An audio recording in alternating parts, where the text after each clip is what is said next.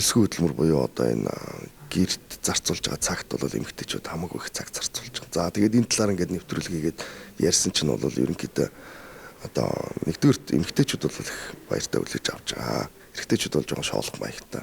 За тэгээд бол би бас одоо хоёр хүүхдээ гаргахад нь бас хүүхдээ хараад гэртээ үлдээ технэрийн ажилд нь карьерийн хөөлгөд ингээ явуулж исэн юм. Надад одоо өөрийн бодит кейс байж байгаа. Тэгэхээр тэр тохиолдолд бол хамгийн түрүүнд бол одоо гэр орныхнаас ойрын найз нөхдөөс одоо тийм шоолох өнгөстэй юм гардаг те гэр явгаа олцсон уу, ажилгүй гэртээ сууж гинөө, хүүхдээрээ сууж гинөө гэдэг ч юм иймэрхүү хандлагуудад байдаг байсан. Гэхдээ би бол өөрөө зөв юм хийж байгаа гэдгийг бол мэдж байгаа учраас тиймэрхүү юмд автдаггүй.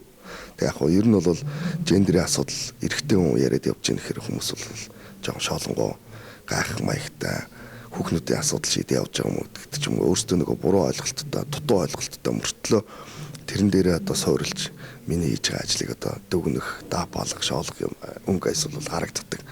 Гэхдээ одоо тэднэртэй аль болохоор бас хүн учраас уулзаад гендерийн асуудлын ард талд бол эрэгтэйчүүдийн асуудал бас байгаа. Тийм учраас би бол одоо хүний эрх буюу бүх хүний одоо эрхийн тул төлөө явж байгаа учраас энэ бол одоо тийм ичвэтэр зүйл бол ерөөсөө биш ээ гэдэг тайлбар хийдэг.